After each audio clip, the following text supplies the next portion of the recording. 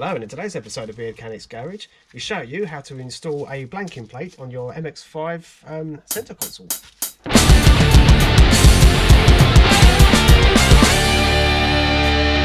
so the tools you need for this part is a screwdriver, another Phillips head. If you want to see how to remove the centre console first, then check out our other video. We'll leave a link about there, and go and watch that, and we'll show you how to remove all this first. Okay, so we've removed the radio, and we've also taken out the tray. The tray was held in just with four screws. So right there. Tray basically was held in like that. So we're going to be using the same. Oh, it's possible. Sorry, yeah, that's it. Yeah. So yeah, so it's just the 4 screws at the back there, and we're going to be using the same holes to put the blanking plate in. So the blanking plate was from Jass Performance. Okay, so we've gone for a black one. There's also like a brushed metal, and it actually feels that's pretty solid. That's quite nice. Looks like it's got quite a decent coating as well. That's not going to corrode or anything. Right, so for the installation, you've got obviously the 2 holes at one end and these recesses here. So those recesses basically fit on these plastic bits. Like so. That's it. It's a nice tight fit. Okay, yeah. So make sure it's all nice and wedged in properly, and then it actually doesn't move, even without the screws. But we'll screw it in anyway.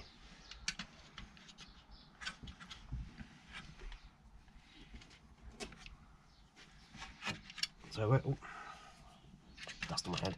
We're just going to use the 4 corner screws, as I think 2 of the others did a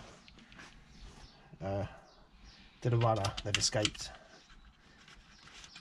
It doesn't need all 6 screws anyway. We are basically reusing the screws from this, yeah, which only had 4. It's pretty wedged in there, so you know. Yeah, it's not going to move anyway, is it? No. After, if you want to, feel free to add another couple of screws. But we are not. Okay, so I've tightened all the screws up nicely. However, we have hit a bit of a problem. The metal plate is a lot thinner than the plastic on here. So if you tighten the screws up all the way, they actually come through the plastic. So all that nice paintwork that Gilles done, we got holes in it. Will have to be patched up. Yeah. So do not reuse the stock one. No. You have to find some that are like 2 or 3 mil. Yeah, just a bit shorter. Or put some washer at the back. Yeah. That's quite it's quite disappointing. Yeah, definitely use some shorter screws or punch it through the front. Don't use any screws at all. It's actually so wedged in there. Yeah, it's not going to go anywhere. And then it's going to get plated up in here as well. So it will not, you know, even without screws, it wouldn't go anywhere, I don't think. Yeah. So, but you know, the logical step will make you think that you can reuse the same screws. Yeah, absolutely. Again, a kit like that stuff here, which we'll put a link up here. We've got a kit that, you know, doesn't provide any hardware. Therefore, you assume the OEM hardware can be reused. Yeah, yet absolutely. somehow the kit was designed to mess it up. Yeah. And here, obviously, So, in a custom one, it's going to be a lot more of a pain, because if you see light blue, that's blue. in the fade, at least the top one is kind of, can probably just send that out. Yeah. More fun for me. Yeah, yeah. Sorry about that, Gilles. That's quite disappointing. That's alright. I like painting anyway. That's good, yeah. So, yeah, I mean, the blank plate itself actually feels really good. And yeah, it fits in there quite nicely. But yeah, you just got to be careful when screwing it back in. That's Jass Performance. When we also did a video over there, you know, we might as well plug as many videos as we, you know. Yeah, absolutely. Yeah. If you want to know how to do like a shorter square light at the front, and it was from Jass Performance. And again, some of it was a bit odd. Some of the hardware was supposed to be kind of good, but some hardware you reuse the old one. Some stuff didn't fit 100% well. The instructions were quite difficult to follow as well, weren't they? Yeah. But yeah, anyway, the plate is on. The plate's on. We will fix the side, no problem, and Yeah. we will all be back to normal very soon, looking kick-ass. And here you go, guys. So you know that's how to install the blinking plate.